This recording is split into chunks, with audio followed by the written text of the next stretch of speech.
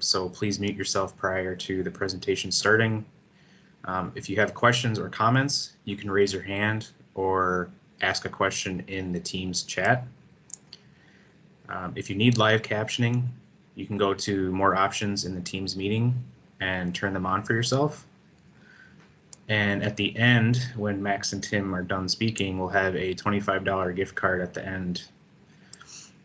A reminder, the grand prize giveaway will be at the end of the day, and the winner will be selected by the survey that you will fill out, which we'll provide at the end of the meeting. As a reminder, thank you to our sponsors that help make this possible. A lot of these logos may look familiar. They've been with us for a while now on these user group meetings, and they're really beneficial in allowing us to do these things for the community. So thank you to them. All right, Tim and Max, want to take it away? Thanks, Connor. All right, let me get back to the crashing PowerPoint and share my screen.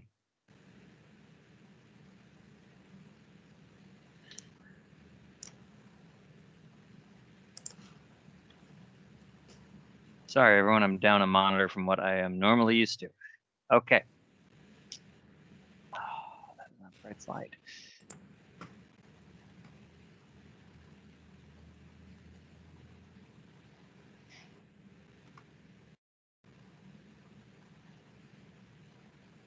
Okay, Tim, you want to let me know if you can see the screen? I can.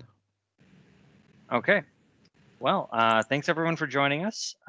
If you're in the wrong place, you're in the administration track for the Minnesota Microsoft 365 User Groups Admin Workshop Day, and we're going to be covering configuring Microsoft Teams for remote work and learning.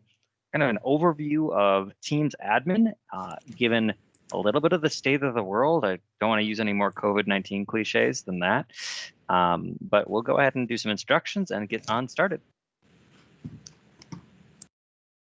So, hey, everybody, I'm Tim Davis. I'm the M365 subject matter expert with nowmicro.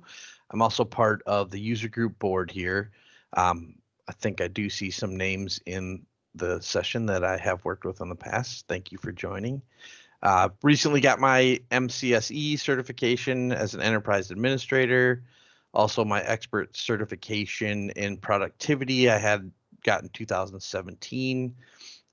If you are looking for some people to follow on Twitter that may help keep you informed, I'm at breaking_bald, hence the shiny head.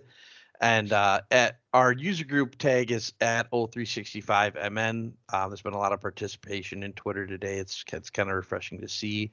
I do the marketing for the user group here, so very cool.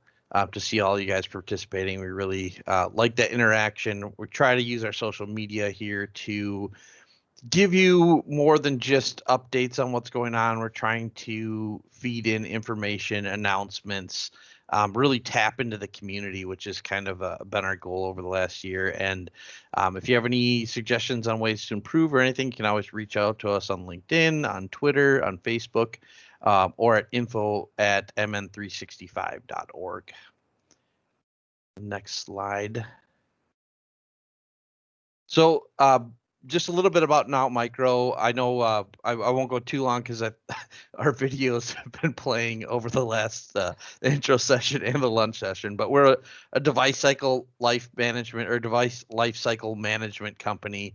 So we help you with everything from getting your devices, getting them image prepared to go out the door, asset tagging, management and retire. And what I do for nowmicro is me and Doug Wilson, if you're familiar with him, are both part of the professional services group. So we help our clients with consulting, Azure AD, Intune, Office 365, Exchange migration, Teams rollouts, and much more. So. All right. Well, thank you, Tim. And then I'm Max Fritz. I am a senior program manager with the Microsoft Teams product group. I mainly focus with education and healthcare customers, but I work with everybody in between. I've been with Microsoft for a little over 2 years. before that, I had the wonderful displeasure of serving with Tim at nowmicro. Just kidding. If you don't like color commentary, this may not be the session for you. Tim and I don't get to work together as much as we used to, so there will be ribbing to be had. Yes. And I helped actually start this user group that we're all here a part of today. Used to serve as the president and now serve as an advisor. If you want to follow me on Twitter, hit me up at the Cloud Sherpa. I'm not like super active, but when I'm active, it's for a reason. There's usually something that I'm vocal about or want to share about in the Microsoft space. So let's get started. Okay, so the all-encompassing agenda slide that every presentation has to have, right?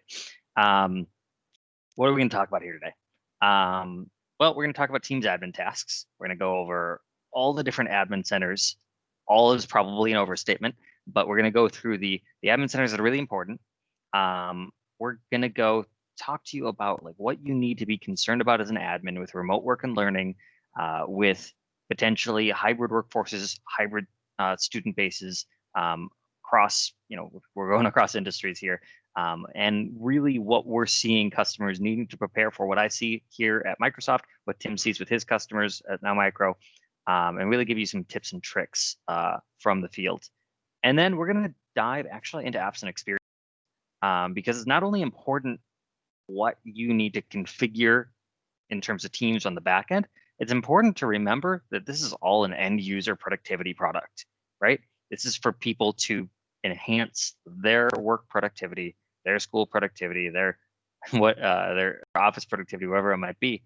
And we want to make sure that we're all keeping in mind the apps and experiences that we're trying to light up and secure with Teams. I will be giving you guys a little bit of a roadmap tidbit. Nothing that you've probably heard it all before, but maybe some updates and reminders of things that are coming soon. Specifically, though, only things that are IT oriented, so not the meeting features and stuff like that, but more security features, compliance features, control features. And we'll talk about some next steps. Now that's the agenda. Why is this the agenda is the more important question that nobody ever talks about. Well, we all assume that if you're sitting in this session here today, you administer a Teams environment or you're interested in that concept. We're not going to be covering necessarily the ABCs of, how do we start administering a Teams environment? How do you stand up Teams? That's an important topic, and there's plenty of resources out there. You can always contact Tim or I, and we can help you out with that as well. But we are trying to cover here what's different today than what we were doing pre-COVID. What kind of apps and experiences are people looking for different than before? What kind of admin tasks are we having to focus on different than before? Meeting security, for example. My unfortunate competitor's name has been dragged through the mud in terms of the name Zoom bombing. But let's not mince words here. That Zoom bombing is a thing that can happen across any platform. Meeting security is just a huge topic now. So we're going to spend a lot of time showing you how you can implement meeting security and security across your entire Teams environment. So that's the kind of stuff we're going to talk about here today. That's why we're talking about it. Without further ado, we're going to jump into Teams admin tasks. All right. Just curiosity, how many people were in Pat Peterson's session at 9:30 this morning? You can just raise your hand.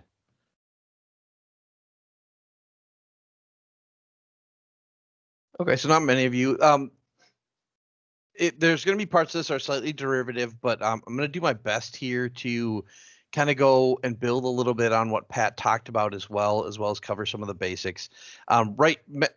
Max is actually going to go over a lot of what I'm talking about in more of a demo form in later slides, but we're going to go over some of the tools for the Teams admin. How do we administrate Teams? Where do we go and what do we need to do it? The big obvious one is the Teams Admin Center. It is not a one-stop shop, but it's generally your first stop for Teams administration. Until you get into the more complex things that might need PowerShell, or you want to develop overall M365 security or compliance or governance, which we'll get into in a second. But within the Admin Center, the URL is admin.teams.microsoft.com. I believe you might have to add a / something. I'm not sure that actually works all the time. But from here, we can configure Teams policies, which are meeting policies, messaging policies, telephony, configure and deploy Teams and apps, and Max will get into demoing that a little bit later. It's where you can manage your calling if you have a PSTN license or a conferencing license as well, assign numbers, get pools of numbers, toll-free or local. It's where you can actually manage the teams themselves and members. One of the places you can manage teams, the other place being the Azure AD portal. And we'll kind of show you the dichotomy of what makes up a team and how Office 365 teams and Office 365 groups and teams interlap, and where you can control both those things. You can also view analytics and reporting and manage Teams users. So the Teams portal definitely does have quite a bit as far as analytics and reporting, but additionally, you may want to employ something like Pat was talking about and Donald touched on as well in the last session, which would be the M365 usage analytics. I do have a blog about that as well, enabling that, getting that spun up, as well as a lot of information out there. But if you have any questions on that richer experience for reporting and analytics, let me know. We can help you out with that. Go ahead on the next slide here. So Teams PowerShell. Now, there is the modules involved in Teams PowerShell, as Pat alluded to in his presentation, have been a little bit kludgy. Still using the Skype Online Business Connector for a lot of things. The latest public release is integrated with the Skype for Business Online Connector, meaning that those commandlets are built into the module, the actual named Microsoft Teams module. However, that's not being said that the syntax for each one of the commandlets is going to be correct. So you may end up having to actually remove the Teams module and import the Skype for Business Online Connector module to run certain scripts, especially if you're pulling them off the internet. Syntax might be written for one module or the other. So that's a frustration point for a lot of my clients, figuring out which module they're going to need. Something we can definitely help you with as well. But simple to install through PowerShell in an administrative, run as administrator. It's just install -module Microsoft Teams. Latest version is 1.1.6. And I have the links to both the PowerShell gallery in this slide, which we'll be putting on the internet, and the doc that outlines everything that has to do with the latest module. And what's really nice about the Teams module is it provides a commandlet for connecting to Microsoft Teams. It's super simple. Just connect -Microsoft Teams. And then it will be presented. It works with MFA. You'll be presented with your typical login prompt that you would be when you're connecting to Exchange Online, Skype for Business, or any of the other PowerShell connections. I'll add a quick note in here that expect a little bit more growing pains, everybody, as we march towards the end of July of next year, which, just in case you don't know, is the end of Skype for Business Online. That I know lots of people have been thinking, well, maybe that's going to be pushed out due to COVID-19. That we have no plans to extend that. That is still the date. If you are still using Skype for Business Online today, you really need to get moving on that. You've got 6 months now, maybe 7 if I'm doing my math wrong. But part of this is consolidating the Skype for Business Online commandlets within Teams. And the first step was just kind of combining the modules. So there's going to be some more work done there. We'll be communicative with you guys over time. Thank you. All right. So additionally, what do we have to consider for Teams? Another touch point is going to be the Security Admin Center at security.microsoft.com. Here we can configure policies, reporting on our security, things that hit our security policies. We can view our secure score, which we presented on in the user group meetings in the past. We can define our security roles for the people in our organization and much more, including attack simulation. It's where you would go for your advanced ATP settings in Exchange Online. So not exactly a Teams control surface in particular, but does have a lot of policies that overlap with Teams in your overall M365 tenant security, which is why it's worth noting here. Go to the next slide. All right. And the Compliance Admin Center, very much more so overlapping with Teams now that both Teams chats and channel messages are now under the blanket of compliance.microsoft.com, as well as retention, DLP. You can classify one of the big things here is with the announcement of Teams meeting recordings being moved, and we'll go over this a little bit later, but the option to now store Teams meetings recordings in OneDrive and SharePoint as opposed to Stream, as it's now those meeting recordings do fall under compliance. They're searchable under legal hold and e-discovery and content searches. But big thing here is it's where your one-stop shop for DLP, building retention policies, classifying data and protection, defining your compliance roles in your organization, who is able to do what, and legal hold, e-discovery, and content search.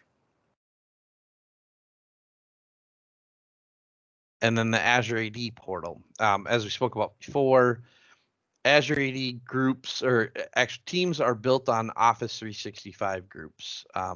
So a lot of our control planes are still built around those Office 365 groups. We'll talk about naming policies and expiration policies like Pat did, and hopefully go a little bit further on that. App management can be done within the Azure AD portal, as well as group and user management, including licensing and your overall branding of your tenant. So very important. Looks like we have a question. Will there be a folder on the SharePoint site automatically created for the recording meetings, kind of like chat? I don't know, Max, do you know the answer? I literally just flipped our tenant over like 3 days ago, so I haven't recorded a meeting in our tenant yet. Yes, yes, it is the same architecture for how the meeting recordings work. It just, it'll go to a recording folder in the team versus a recording folder for the user. But do note that all of that is it's a changing, moving target as we move. Right now, it's an opt-in experience, which means you're opting in to try something out. It will become an opt-out experience in the near future, and it will be a quick note in case anybody's already looked at the documentation prior to this week. We were talking in our documentation about forcing it on in sometime late winter 2021. It is now going to be in the summer for our EDU customers, especially to help you to not make a change during your school year. Yep, it does simplify permissions as well, which is really nice. The stream permissions, I did have a couple EDU clients that were recording meetings and figuring out the permissions so the right people could view the right stuff, and other people couldn't view private meetings that were recorded. Got a little bit hectic for a little bit, involved some support cases. I love this change. It makes it much easier for me as a consultant to work with my clients on making sure the videos and meeting recordings are getting stored securely where they need to be. The last thing I'm going to say on this for you guys is please be careful before making this change. It is I'm pretty sure it's a one-way change unless that got modified, and not all features that are available in Stream are available in meeting recordings in OneDrive and SharePoint yet.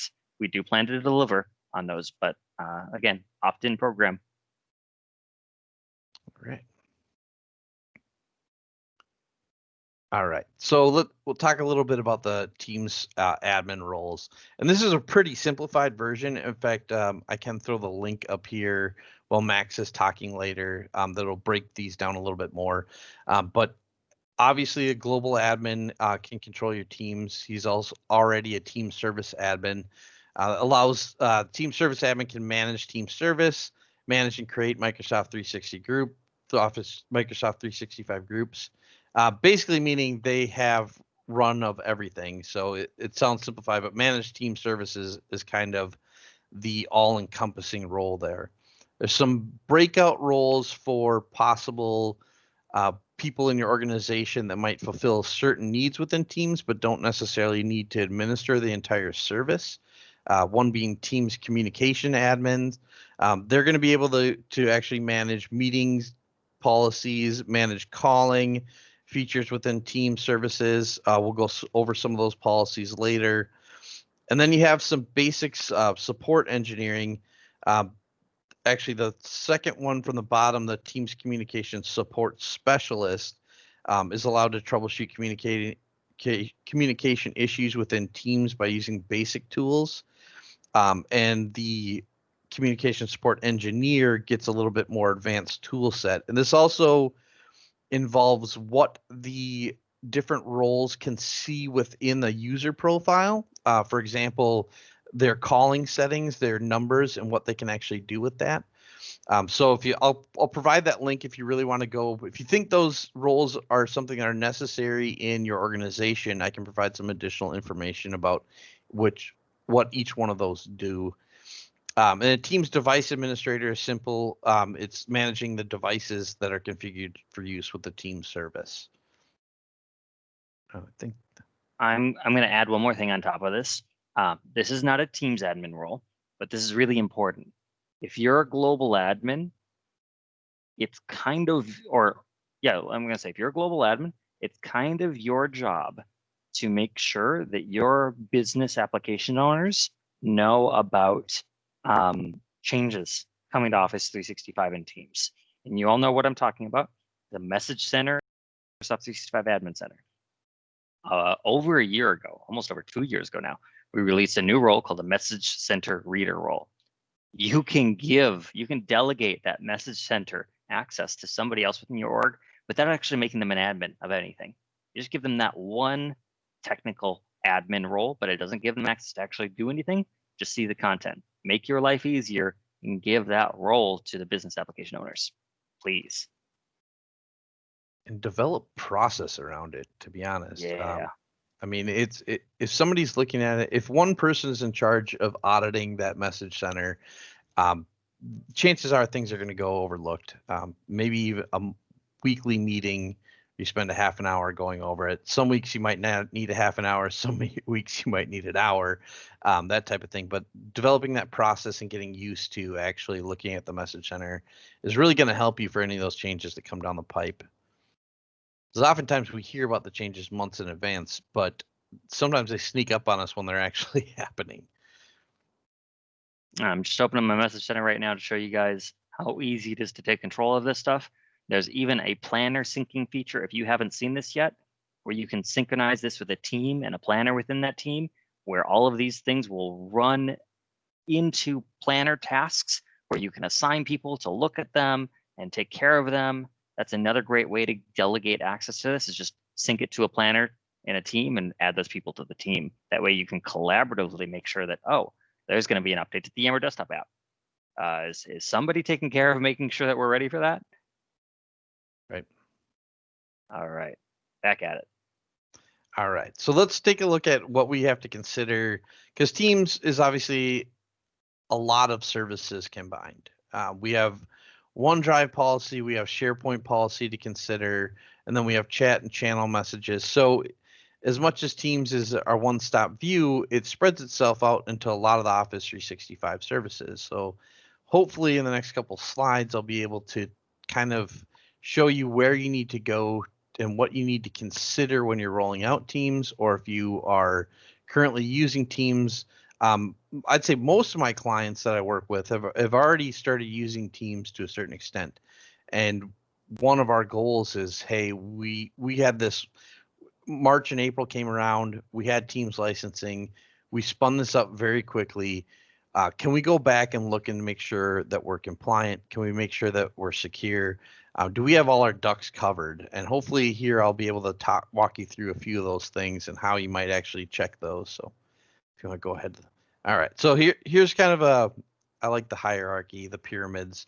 Remember it always reminds me of the food pyramid that I was taught when I was a kid, and all of the stuff that makes you fat was on the bottom, and it was basically flipped upside down, which is why I'm so chubby now. I blame the food pyramid. So it's kind of funny that I typically use these in a lot of my presentations, but I don't think this one's flipped. I put some thought into it. So we have yeah, Teams access on the top, basically how your users access it. your SharePoint sharing settings, Teams guest settings, and OneDrive settings in the middle, and then kind of your bottom consideration, the retention and data loss prevention. If you want to go to the next slide here. And I think these, you might have to click a lot. I'm sorry, I should have presented. So Teams access, who can access Teams? Is it going to be a subset of our users? Is it going to be our whole team, or is it going to be specific business units? How are we going to allow external users? Go ahead and click the next. Licensing controls, are we going to be, how are we distributing Teams licensing? Are we using group-based licenses? Are we direct assigning them?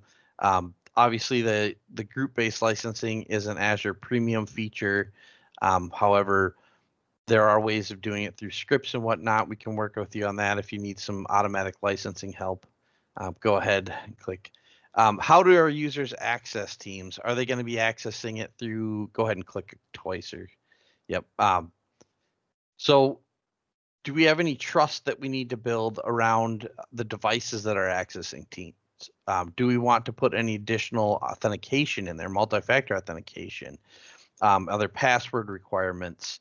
Are they using the client, the web view? If you've been through any of the conditional access presentations, either Max and I have given in the past, you know that device trust is fast becoming a very popular thing to access any of the M365 services. So Intune compliance, hybrid Azure AD joined, allowing basically additional that device trust to act as a second factor of authentication when we're accessing our Microsoft 365 services. And where can the users access Teams? And this we're talking about trusted network locations. Are we blocking certain geographic locations? Are we a global company, or are all of our users based in Minnesota, North America? Do we need to allow access from Latvia or China or Russia? Is that something we can just block out of hand for security reasons, or do we need to make a group that is exempt from those rules that block them? So traveling users may be added to a group. All those controls are allowed to, all those controls help us limit where people can access and build trust around the actual location. And I think, yeah. And what can users access Teams with? Trusted devices, web access, mobile devices, is it access? A lot of these take a little bit of whiteboarding and planning before you want to roll them out, because conditional access, we have to consider also what we're going to do in the next tier, which is Teams guest access.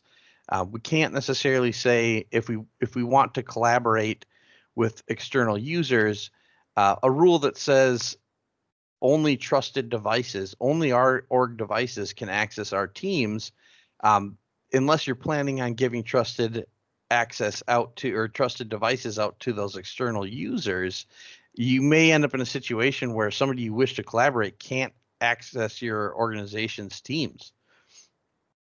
You can get the next slide here. A big one here is Teams guest user considerations. And I'll go into this a little bit more later. I know Pat touched on it earlier, but the big question is, should we allow external users to join Teams in your tenant?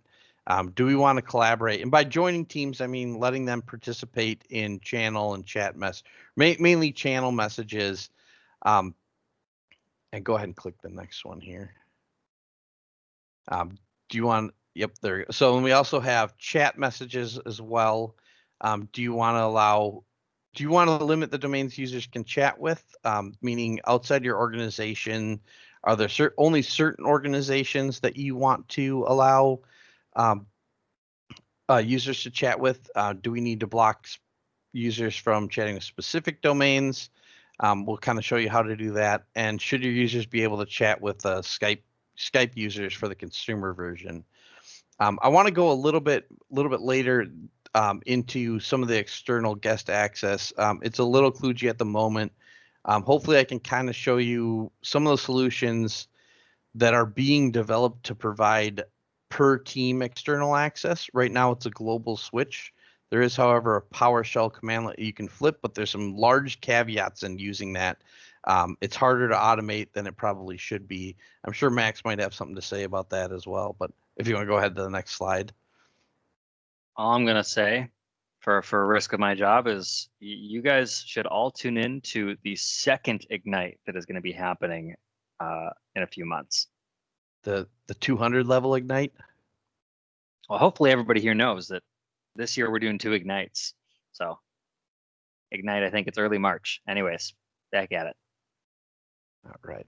And then the big consideration here is OneDrive and SharePoint. Obviously, our Teams backend, our file stores are in OneDrive and SharePoint.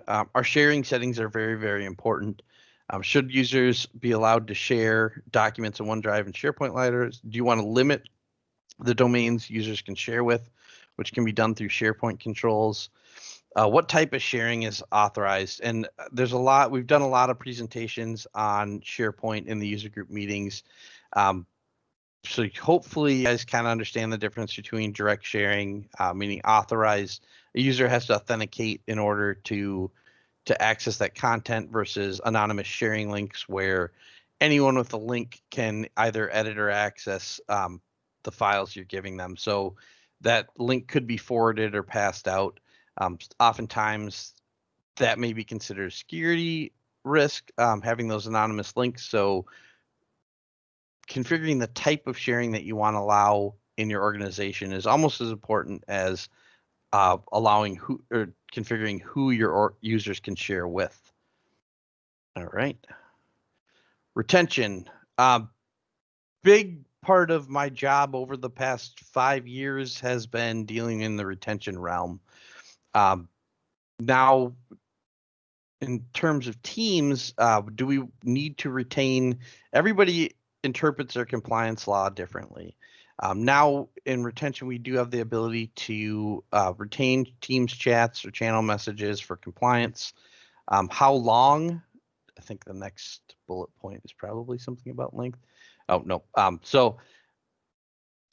We need to essentially determine how long we need to retain those messages or chat messages and channel messages to be compliant. Do we need to retain OneDrive and SharePoint documents for compliance? How long do we need to retain the documents, chats, or channels for? And what action do we take after that time has expired? So that one is something that is a sticking point. You may say that for 5 years we need to retain all of our chat and channel messages. But what do we do afterwards? After that, do we care if they're still there, or do we want them to disappear? Generally, that's conversations that are decisions that are made by legal teams that we can help you kind of develop into a technical solution to make sure the behavior matches how the lawyers decide the compliance law is to be interpreted. We can interpret that into a technical solution. And do we want to keep data in service stores, or do we want to delete the data from service stores? Kind of going back to what action do we want to take after the time has expired? And DLP. So do we need extra protection for user direction with sensitive data types? Do you have proprietary information, or possibly HIPAA or U.S. financial information? Do we need to build rules on that type of data? PII, financial data, HIPAA, custom data types. It is possible to build templates for custom data types for proprietary data. I think that is about it. I think I've probably taken too much time on this section already, but what are the ways this data might be transmitted, and what actions do we need to take if the sensitive data types are detected? Do those actions differ depending on the service the data is detected within? So is a document that's stored in OneDrive or shared from OneDrive, is that something we have to consider a different action opposed to a document that's transmitted via email? I'll make a note that for these DLP data types, tweaking them is easier than it was a year ago, much, much easier. So if you haven't taken a look in a while, defining your own custom data type does not require a degree in writing regex queries and JSON anymore. It's actually quite simple now.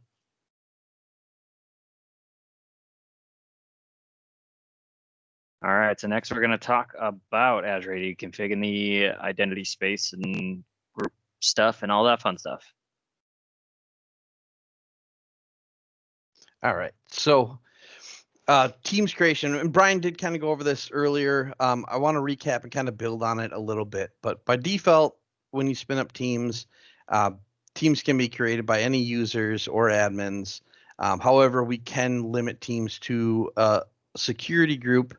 Brian did go over that very well. His session, he actually walked through the PowerShell commandlets to do that. So hopefully we get the links up to his session. So I won't go over it in detail here. So what I really want to talk about is the difference between open and closed Teams creation. So it's definitely not all organizations have the privilege or the ability to leave Teams creation open.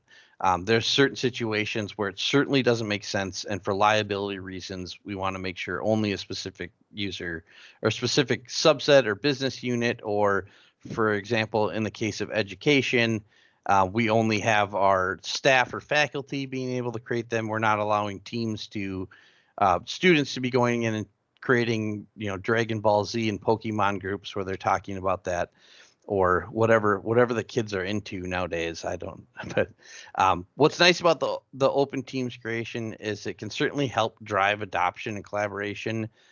It's giving your end users a tool that they have a lot more control in. The problem is, and the concern I've always heard is the sprawl. How many teams are we going to end up with? How do we administer all these teams? How do we know who they are? My suggestion is using the framework that Microsoft is giving you, naming conventions, for example, retention, DLP policies, and expiration policies for inactive teams, which we'll go over a little bit later in the. If you want to click on the next one. So if we want to limit Teams creation, we can limit that to admins. We can choose only certain business unit leaders or a subset of users. For example, if all your students and faculty were in a single tenant, you could say the faculty can create teams, however, the students cannot. It may reduce the amount of redundant teams, and there's obviously additional benefits for education. And then kind of the last tick on this slide here, if you want to bring it up, is kind of already covered. Well, there's obvious uses for limiting Teams creation. I try to advocate where possible. Let's allow our end users to create teams, and let's build that policy framework around it. Let's make sure we're not allowing inappropriate words through the naming conventions. Let's configure expiration dates for or expiration policies for teams that are being unused. I did do some research after the question came up in Pat's session this morning, is because essentially when you look at the expiration policies, which we'll kind of do later. Actually, Max, if I can present real quick. Mm-hmm. I don't know if you're going to cover this, but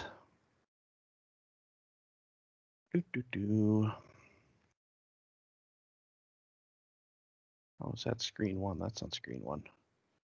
All right. Can you see the Azure AD window, or are you seeing my PowerPoint slide? Azure AD. All right. Awesome. So if we do look at groups in Azure Active Directory, our expiration policy, it doesn't necessarily echo what Microsoft is saying in the doc. So it's essentially letting us set an expiration date, 180 days or 365 days. It gives us an email address for who we want to notify when the expiration date comes up, and then it allows us to scope the expiration policy to either all of our groups or just selected groups.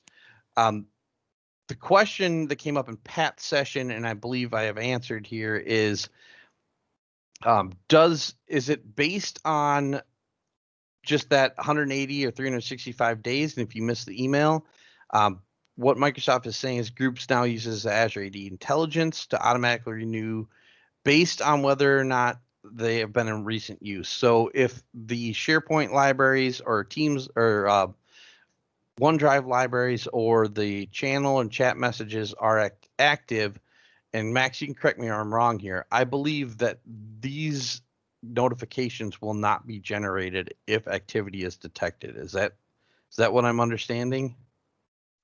That is if you have the new experience turned on where it's activity-based expiration. I believe that might be in a different area or PowerShell command. Okay. But by default, it is not going to look for activity. All right, right on. All right, we can go ahead and represent the slides. Well, are you going to go over the naming policies and whatnot down the road? Go ahead. Or okay, go ahead. So expiration policy, pretty straightforward here. We set our date. We enter the email addresses to be notified. Once those expiration dates are set or are hit, an email notification goes out to the contact for groups with no owners, or the group owner if there is an owner. In that case, it's up to that user, either the contact for no group or for a group with no owner, or the group owner to say, yes, I still need this team, we're still using it, or no, this team can be deactivated and deleted. If we take a look at groups naming policies here, this is where I was talking about having a CSV of blocked words. So if, for example, you have this is one example that I've come across with my clients. They had quite a few accounts payable and accounts receivable DLs that had been set up for long before they were using Teams, and they did not want to move them to Office 365 groups and thus Teams. They did not want their end users. They wanted their end users to be able to create teams. However, they did not want them to create teams with dual names. They didn't want them to be able to create teams that were accounts receivable, accounts payable. So what they did is we uploaded the CSV file of those blocked words. So our naming policies, group names that users dictated when they were creating a group couldn't include any of that CSV of blocked words. If you look at it goes even further, we can append prefix or suffix. What's important about this, in fact, I think I might have slides on this, so we might be going over stuff. But anyway, the group name, for a good example for this is if you wanted to append a name, well, for a client example is I had a group or a client that was looking to control guest access to Teams at the group level. What they did was they only wanted admins to be creating groups that would allow external access. They did not want end users. So any group that was created by an end user, we added a prefix to. So we would be able to dictate. And we use a script in PowerShell to sort all the unified groups by that name and apply and essentially limit those out. And then any group that was created by an admin would include a different prefix, but only admins could create it. And that would flip the external access on those groups to true. And there's a lot more involved in that, but it's a good example of a naming policy, as well as you could add a suffix to users, any groups created by an end user. Great way to just kind of manage who's creating groups. And a big caveat with this is it does not apply to admins, global admins. It only applies to end user created groups. So if I add a prefix and a suffix in here and I want to go in as an admin and create a specific group, I can still do that and the naming policy won't be applied. It's just for your groups that are created by users. Hey, Tim, looks like we got a question in the chat regarding recommendations for archiving teams. I would use the retention policies. I mean, it depends on what you mean by archiving. Do you have, I mean, basically Teams chat and channel messages are all applicable, as well as OneDrive and SharePoint locations are all under the governance of compliance.microsoft.com. If you're looking for like a typical, I'm thinking more like a more like a journaling solution, I don't think there is much available there, but I believe the Compliance Center retention does fit the need for the compliance in that area. And yeah, I can chime in on that a little bit as well. So if you have your retention policy to retain items for a certain period of time, you could consider that an archive. Or if you have a third-party solution, which there are a few out there that use the Graph API to actually pull down the information from Teams and from Azure AD into a external repository for compliance reasons. And if say you were under retention on a specific team, those chat channel messages were in the scope of a policy, they would be discoverable even if that team is deleted. So the team can be removed completely, but it will be retained for however long you have retention policies for chat and channel message. At least it will be discoverable in e-discovery. Restoring is not going to be an option there, but it would be available for your legal discovery content searches. All right, how many more slides do I got there, Max? You kind of went through most of them, but let's pop it back up and take a look. If I'm taking up too much of your time, I know you like to talk, so. Wow. Jerk. All right. Let's go ahead here. I think this is an important thing to show of the experience of when you can create a team and when you can't create a team. That create a team button just goes away. And so I'll add my 2 cents on here, and I think Tim expressed this pretty well, but just to kind of reinforce it, make sure you have a good reason for team creation. There are a ton of controls that Tim just went through that you can use while team creation is enabled to make sure that the classification is enforced and naming policies and expiration stuff. But even then, like, just because it's there doesn't mean you should use it. I've seen naming policies that look so ugly and the teams are unusable because there's such a long prefix before them that you can't even see the name of the real name of the team in the team's client. It's like, just be a little careful. And if you're going to go to the level of saying, you know what, we're going to disable teams creation for some users here, make sure that you have an internal process that's easily accessible to those users to request a team. Maybe in some scenarios, like, okay, if you're a K-12 school that, okay, you know, your third graders shouldn't be requesting teams. You got me. I'll agree with that. But if you are outside of education, all of your users should have a way to request a team for productivity purposes, because the worst thing that can happen, in my personal and professional opinion, is they go and use an unapproved third-party outside tool for their communication and collaboration because it's too hard or impossible for them to find something that's being provided. And just in general practice, I mean, when Teams first rolled out and everybody was able to create teams and there was no limit on who create teams, every one of our clients at the time was concerned about it. They were concerned about the sprawl. They wanted a way to manage it. And this is going to be unusable after a couple of years. Well, to be honest, of our clients that do not limit teams creation, that hasn't become an issue. It was kind of a little bit imagined. Now, could it become if you had somebody that was creating a ton of teams? Yes, it could be. But putting that policy framework in there, we just don't have those calls and meetings about our teams are out of control, our Office 365 groups are out of control. It was more of a concern of alarmist type thing.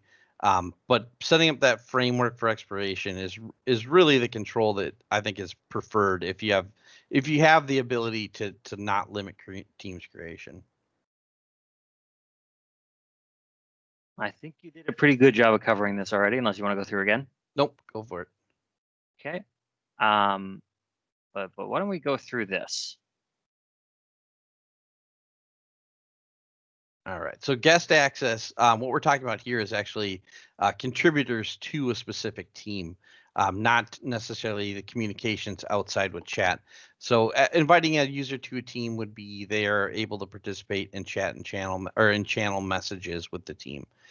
It does not necessarily mean that they will be able to, well, for example, here in the third bullet point, OneDrive and SharePoint sharing policies still apply to guests. So if I have SharePoint configured to not allow external users to access it, my Teams external users will be able to see the channel messages, but may not be able to access the file repositories or the collaboration spaces. And you can apply additional controls to the guest as far as a messaging policy. Are they able to edit or delete sent messages? Are they able to chat? Can they use Giphies? Can they use the naughty Giphies or just the clean Giphies? Memes and stickers, and allowing immersive reader view for viewing messages. It is possible to do Teams guest access per team, but the process requires an automation. And we may not get a chance to really go through that, but if you are looking at only allowing guest access for specific teams, like Max said, you should probably listen to the second Ignite, as well as there are some solutions in the form of flows or automated scripts that can be done. But right now it is a global switch to allow guest access in Teams. Since this is being recorded, I have promised nothing. Yeah, I mean, just watch it because it's good content, right? External access chat, we talked about a little bit about this. Should users be able to communicate with organizations outside of yours? Yes, you can set it up so you can allow them to set it, or you can also whitelist essentially by adding a domain. So if nowmicro's tenant adds any domain in there, for example, if I add Microsoft.com as a tenant that we can communicate, that will effectively blacklist all of the other orgs. As well as control here for whether people can actually chat with the consumer Skype version. All right. So I'm going to walk you guys through some other items in the Teams Admin Center, and we're going to talk about two other key admin tools, PowerShell and the Graph API. The first thing that I want us to cover in the Teams Admin Center is one of the more complex and convoluted conversations, but really, really, really, really, really important when it comes to us trying to make sure that we have the right safety and security policies in place for our workers, our students, our users, and that is Teams policies. So everything that Tim has talked about so far is a setting. It's a setting that's applied at a global perspective, or maybe to specific teams. But Teams policies, these are things that will enforce a desired Teams experience for users within your org and groups of users there. So policies are different from settings because we want you to be able to define that these users need this experience and this next group of users need this experience, and really get as detail oriented as you want to. Now, we have over, over 10 different types of policies that exist, and I'm going to go through them here with you guys live. Each one of those has a global policy. Now, global policies are automatically applied to everyone who doesn't have a specific explicit policy applied to them. So if you haven't changed the policy that's applied to a user, then the other one takes precedence. Each user, though, only gets one policy. Most of the policies are built in a way that that everything is accessible through the Teams Admin Center. There are a couple policies with a couple small settings that are only accessible via PowerShell. Sometimes we do that so that we can get something rolled out faster to you guys, as opposed to having to build a graphical interface for it, and then we pipe that on top. Now, there are 5 assignment methods to get a policy assigned, and I'm going to focus in on 2 of them over the other 3. And those are individual policy assignment and group policy assignment. And I'm probably going to focus most in on group 1. But what are the other ones? Well, package, batch, and package batch.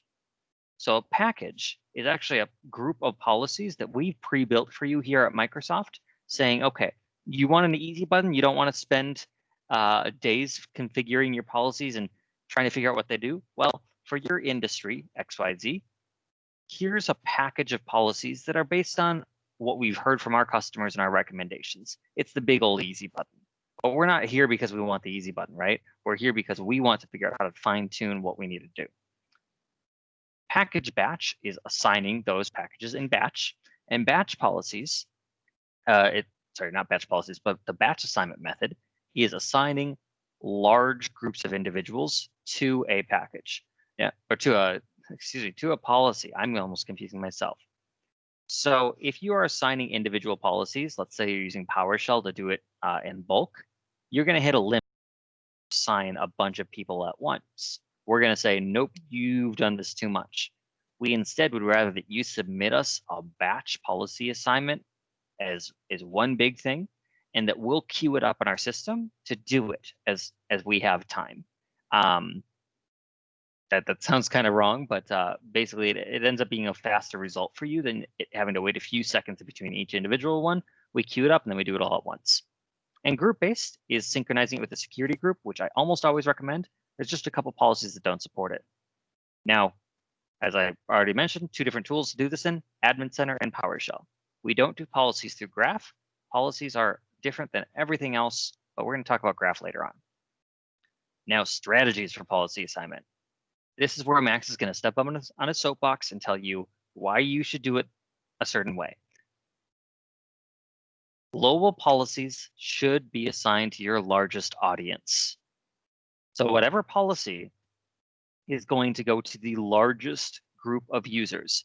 In healthcare, probably your frontline workers, same in retail. In education, your students. Whatever is the largest audience base and the most restrictive audience base, wherever that intersection lays, you can go either direction, should be getting the global policy. Why do I say that? Because custom policy assignment SLA is 72 hours. So you could create a user, assign them a Teams license, and set them into a custom policy. And there could be a gap of almost 3 days between when they're getting access to Teams and when they get access, when they're put under their custom policy. Now that normally doesn't happen. Normally it's like a couple hour difference at most between them getting access to Teams and them getting the custom policy. In fact, the SLA for a Teams license to kick in right now due to still craziness from COVID-19 is 72 hours as well. So those do match. It just doesn't always happen at the same time. It will lessen the workload on you, though, to assign your largest audience base to the global policy.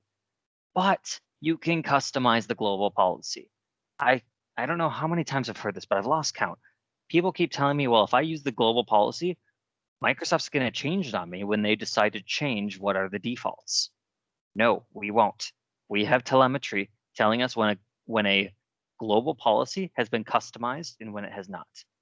If you never touch your global policy, yes, we will assume that you want our defaults, and as our defaults change, we will change them for you. But if you touch your global policy in any way, shape, or form, we know that that is your policy now. We are not going to change it on you. There may be more controls added into the policy, but that's regardless of if it's a custom policy or a global policy. We'll add the new control and we'll set it to the default, and we'll give you a warning ahead of time in your message center. Now, custom policies. We really strongly recommend you assign those policies via security group membership where it is possible. We're working on the last couple locations. There's, app setup policies, app permission policies, and calling policies don't support security group membership yet, but we're getting there. That'll reduce the number of operations you have to do, and smaller groups is going to help you. So let's take a look at the policies. I did not create slides for this because I didn't want to. I want you guys to see this live with me. All right, so let's take a look. Let's get my right screen up here. Okay, we're going to pop into the Teams Admin Center. How do you find your policies? Well, the policies are hidden under all the different dropdowns. We've categorized them based on the different things you want to do.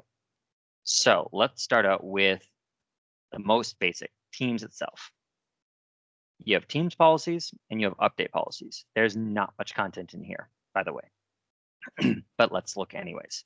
So I'm going to open up my Teams policies, and this is an EDU tenant, by the way. I do have to warn you, so you may see some student stuff that isn't relevant to you if you're not part of EDU, but it's the same concepts regardless, and I'm not going to be covering the EDU specific content. So if I click on my global policy here, I can edit my global policy, excuse me, I can open my global policy, and I can change the one setting here. Create private channels on or off. That's it. That's quite literally it. Next up, we have our update policies, which are rolling out soon. It's going to define whether users are able to see pre-release or features. This is a very, very new thing. Showing preview features allows users to opt in to preview releases of Teams, but by default, this is off. We are not turning this on by default. I know everyone thinks we do that all the time. Not happening. Rolling right on down, there are some device policies and things like that. We're not going to go into every specific area here today, just because if this is a policy workshop, we'd need all day. But I do want to pop into our meeting policies and our live event policies, because that's really important. So our meeting policies, I'm going to go into my global policy here. And you're going to see that there's a ton of different things that we can set for our meetings. Meetings are extremely important right now, but it's even more important that you set up settings that are compliant with your security permissions. If you, or your compliance standpoint as well, if you don't want to have transcription, cloud recording, if you need to limit things like external participant controls or screen control altogether, you can do that right here. But what's even more important, and Tim covered this a bit, is the participants and guests area. This is, if I were to rename something, it would be this, and it would be called meeting security. This is where you set who has access to do what functionalities within a meeting. So letting anonymous people start a meeting, not advised. Generally not advised unless you're in a very relaxed environment, because what that means is those anonymous people could be using that meeting without you there.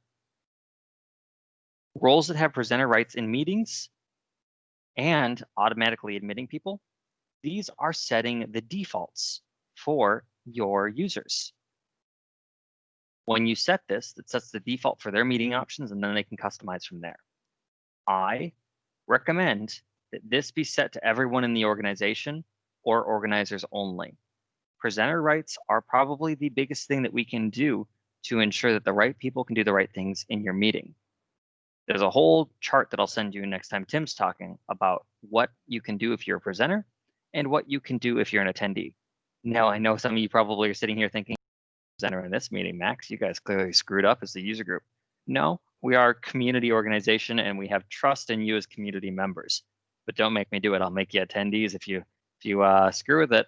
Anyways, there are a few other settings in here as well that are relevant for you to check out. Live event policies have some other quite relevant content. Go into my global policy here. You can turn on and off live event scheduling capabilities, and you can say for those people who schedule them, are they allowed to make ones for specific groups only, everyone in the org, or everyone altogether, and what happens with recording. Now let's take a look at creating a policy. All I have to do is hit add, give it a new name. I'll just call it a test policy and save.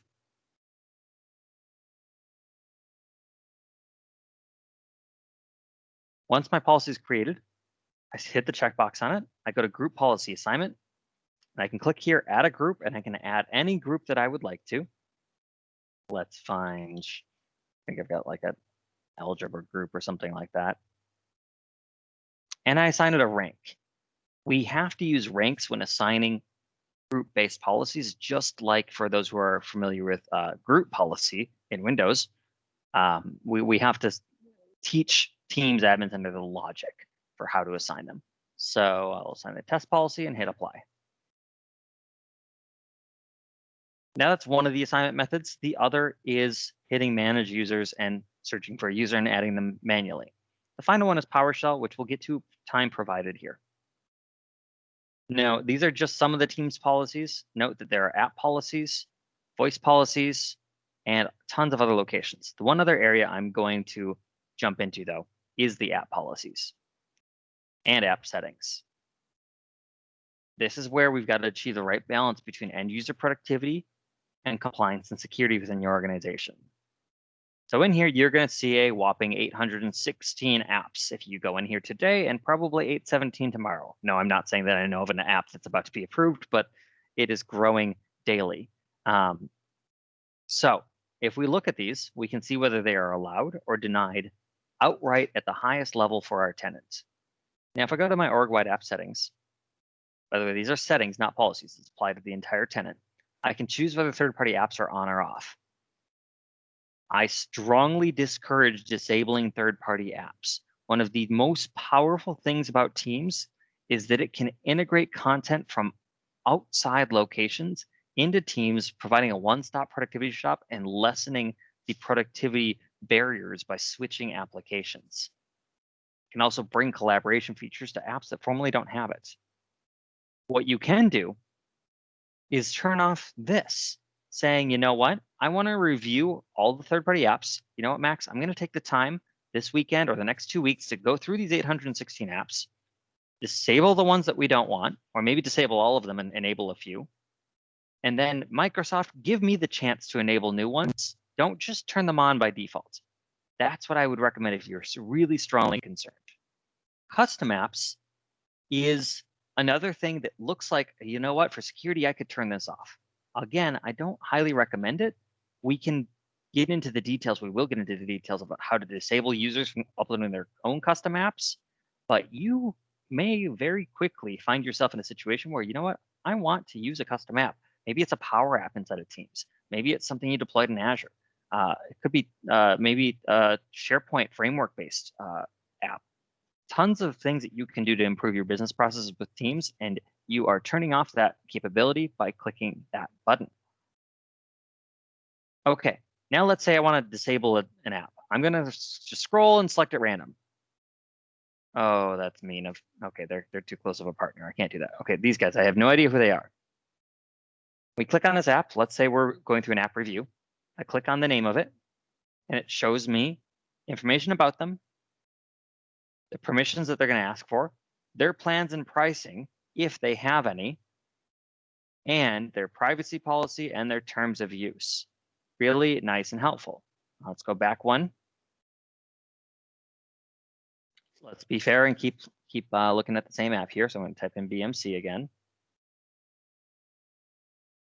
You're also going to see whether or not they have a certification with Microsoft, meaning have they attested that they have certain things in order. Let's look at Adobe Sign. I can click on Microsoft 365 Certified, and it's going to show me all of the security and compliance controls that are in place and that we have certified. We have reviewed it as Microsoft. We don't pick and choose necessarily by who they are for certification. We do this based on usage and based on requests from customers. But you can see in here, we have a ton of certified applications where we have literally gone through, our security experts have said, yes, they have these things. Now, there are non-certified applications as well that is a publisher attestation where they say, hey, the publisher says this is what we have. And Microsoft hasn't validated that, but we're publishing that on behalf of them to say, well, this is what the publisher says at least. If I want to disable something though, let's say I don't want Adobe Sign, I can block that easily there, or I can allow it. Now, next step is our actual policies. So here are my app permission policies where I can say which apps users can get to and which they can't. This is where I'd recommend that you block custom apps if you don't want them, or block third-party apps if you don't want them for certain user bases, as opposed to doing it at the tenant level where you're just putting so many restrictions in place. And the last thing is app setup policies. Hopefully you've all seen that you can drag and drop your icons on the left-hand side of Teams, and you can pin extra ones. This is where you can configure that and pin additional applications. Excuse me.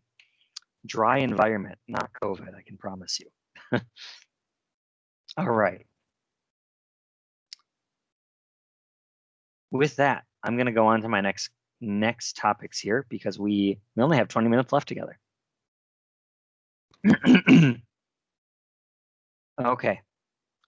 Next thing I want to talk about is PowerShell and Graph, are two command line based or API based, programming based, whatever you want to say, methods, non-graphical methods to control and administer teams.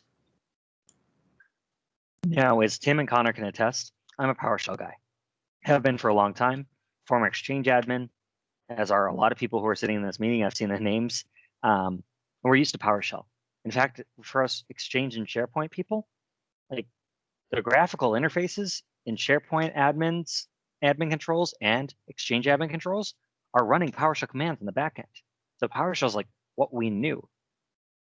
Why does Teams have PowerShell commandlets? You want my opinion? Familiarity. You're already administering Azure AD and Exchange and SharePoint and all these other applications through PowerShell. We're providing you some familiarity in the same language to use with Teams. And also Skype for Business has heavy reliance on PowerShell commandlets. That's how we can combine those like Tim talked about. It's great for those traditional management tasks. But if you're looking to do more than administration, if you're looking for automation and you're using PowerShell, you're probably not doing it right. Graph API has almost everything PowerShell does for Teams. You want to know why? Because the PowerShell commands for Teams, 9 times out of 10, are hitting the Graph API to perform their operations.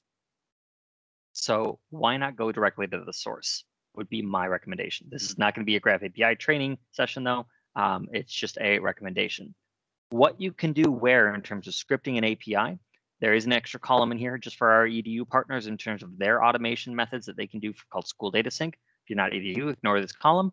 Graph API can do everything except for naming policies, Teams policies, and managing the phone system. But I wouldn't anticipate those checkboxes being blank for too long here. Teams PowerShell can do a lot in terms of creating teams, managing teams, all sorts of things like that. And Skype Online PowerShell can do the policies and phone system. But as we talked about, those are now collapsed into Teams PowerShell. I got to update this chart to make things a little clearer for you. Okay, so hopefully I went through enough recommendations for you guys there of things that you really need to look at and closely consider. Now we're going to go into the iffy territory for an admin track session, but Tim and I both thought was very important to stress on is from an administrative perspective, what can we do to enable the right experiences? And that's our apps and experiences. So as I keep hinting at, Teams is built on apps. It's actually funny. This slide I put together for a presentation 2 months ago. And I literally, my speaker notes say to date, we currently have 550 apps. Nope. You just saw we have over 800. It's growing really rapidly. And the reason why is because of studies like the one that Forrester did, that users want their third-party apps available in a one-stop collaboration solution. This wasn't just a Teams study, but we truly believe Teams is the right place for that, at least at Microsoft, obviously. And I'll let Tim and other folks speak for themselves. So what are apps and Teams and what can they do? Let's go through a couple different areas. We have bots. Bots interact with you in a conversational style to help you get things done or interact with third-party applications and get your information. Next, we have tabs. Tabs surface rich content within a team, whether that be a planner board or a Trello board or something like that, or external content of any sort. Then we have messaging extensions. You all have used Giphy, but we have plenty more that allow users to query and share rich information. Next, we have our activity feed, which engage users. Any sort of app can do this. Actually, most of them do in some way, shape, or form. We have adaptive cards that allow you to take actions and get updates as a user. Personal or team apps, which can be a full-on app on the left-hand side. And at the bottom here, I don't have a screenshot added in yet because this launched Monday, quite literally, meeting extensions, which bring interactive content into the meeting experience. Now, category of apps outside of the types, but the way that they come is our first-party apps. These are listed as first-party apps. as Microsoft apps in the admin center where we just were. I put a sampling of a few of them on here. Let's see if I can name all the icons. Wiki, SharePoint, OneNote, Forms, Praise, Bookings, Shifts, Approvals, Yammer, and Tasks are a sampling of the applications that users can use that link to other areas within Microsoft 365 or directly within Teams. Some of these you may not see yet, like Approvals or the Tasks app, but are coming very soon, and they can be really powerful for the users.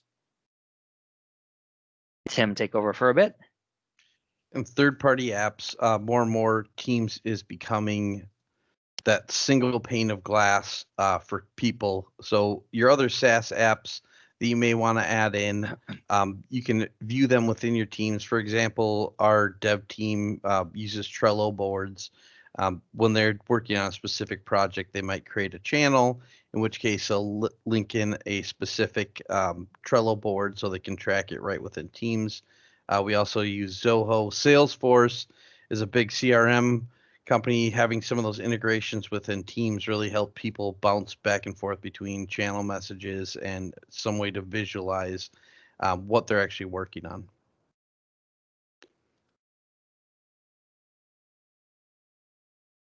All right. So we've went through first-party apps and third-party apps. These take nothing to enable. Literally, usually a couple button clicks. Third-party apps may come with additional charges, and we talked about that. Your data may be going to a different location. It goes outside the client compliance boundary. You do need to consider those implications, but especially if it's already an enterprise-approved app, things like what Tim put on the slide here and what he mentioned, like Trello and Adobe Sign and Adobe Creative Cloud and Salesforce and Zoho, you may be using them already. And so you already have approved them as applications through Enterprise IT. We're just making them visible in Teams and powering them up further. I love to show the amount of capabilities that you can do through an app. And in fact, I'm going to show a couple different options here to you guys right now. I have a good demo too. I'm going to show you guys two things, and I'm going to pop them out from my Teams window because otherwise you could see my corporate data, which would put me in a little bit of trouble. Actually, this first one I can show you, and this is the new SharePoint-based Teams home app that's going to be coming very soon. This is going to be a first-party app. It's not fair. We can't do that yet. We test things out internally first. But this is my internet portal, which I've made smaller, so I'm not exposing information. But this isn't a SharePoint framework-based app. It's just a SharePoint hub site that's being used, or not SharePoint hub site, it's SharePoint home site, being used as a launching app within Teams. It's really nice and easy, and I don't need to navigate anywhere else to get my corporate information. Next one I'm going to show you, and this is a great example of how you can really take things to the next level, is my Microsoft internal support app / bot.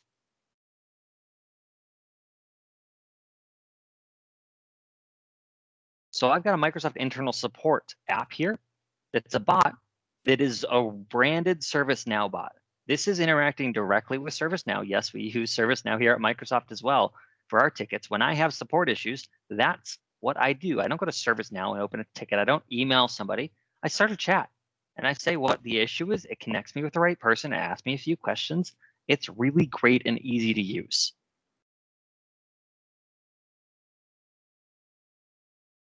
Okay. But what if you've got an idea for something that's outside of these apps where you wanted to build something yourself, but you wanted some guidance. You wanted a starting point. Well, that's where we have our app templates. Our app templates for Microsoft Teams are hand-built by the engineering team who works with me in low-code or no-code fashion that you can deploy in an afternoon, quite literally, into Teams. They're using Azure or Power Apps or Power Automate or something like that. And there are things that we've heard customers say, I wish I could do this in Teams. But we hear so many customers saying variations of it that it wouldn't be right for us to build a one-size-fits-all shoe for it. Instead, what we've put out is a way for you guys to do it yourself. Now, here's a sampling of the app templates. There are over 40 app templates out there. and they're really easy to deploy and use. I'm going to click on this link and show you guys real quickly.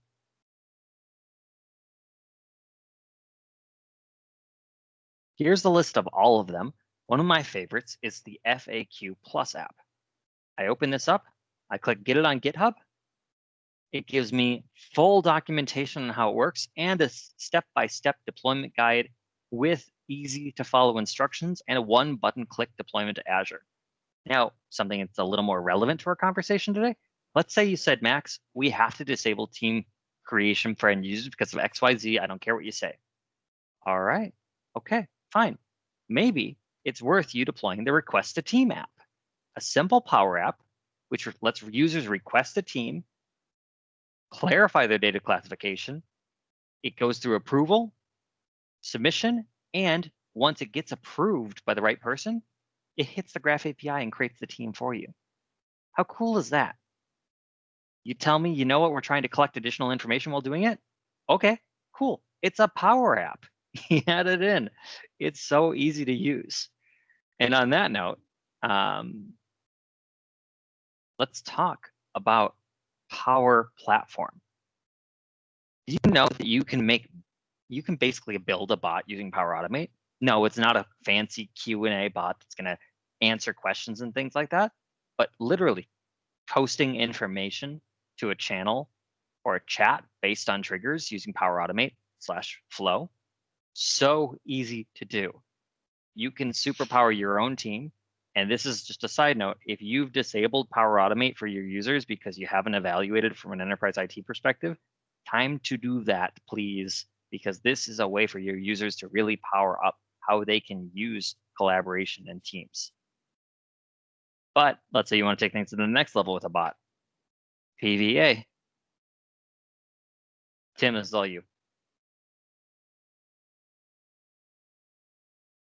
Okay, so if you're looking to build a more robust virtual agent that can assist either people in teams, be embedded in a website, Power Virtual Agents allows you to do that.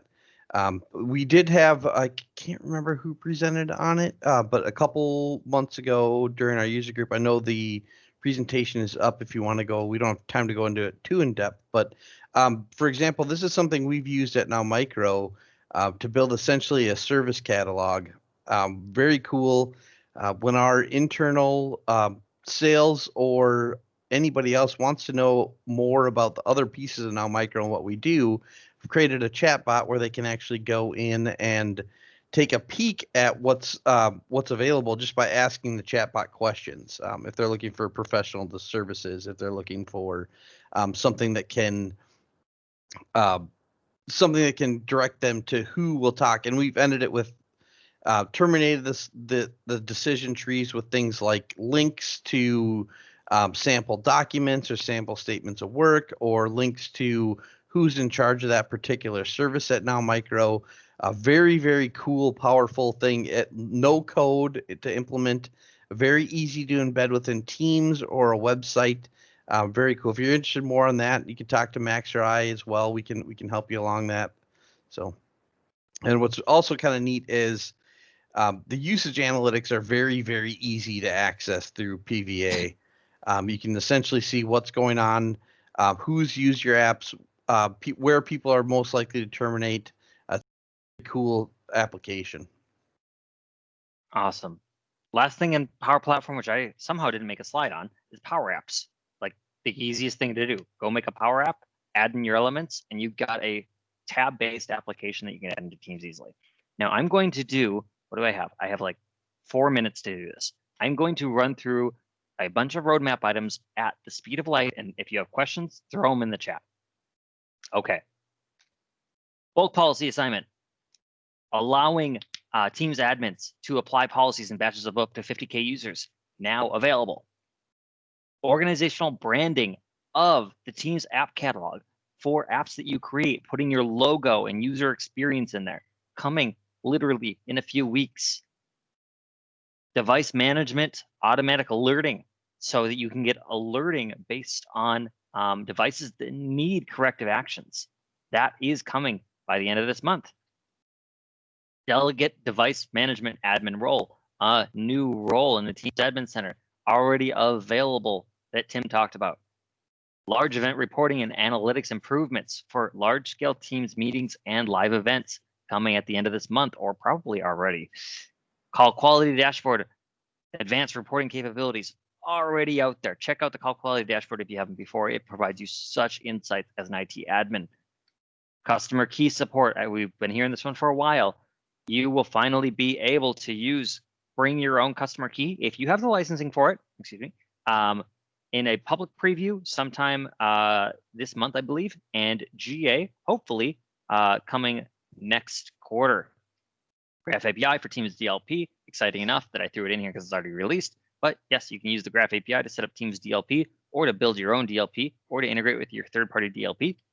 And Graph API for Teams Export, now available in public preview.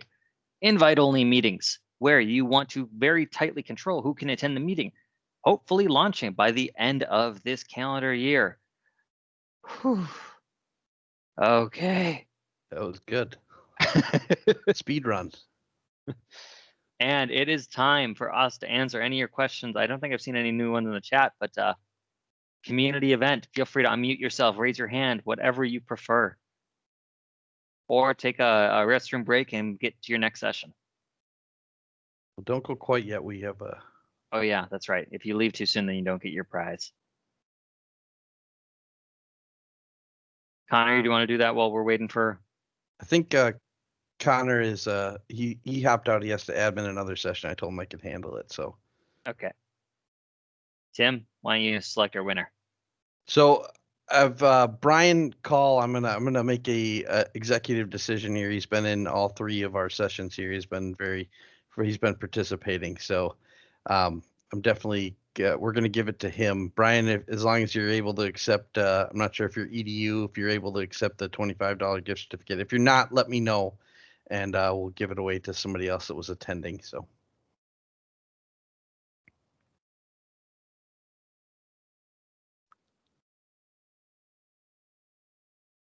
All right.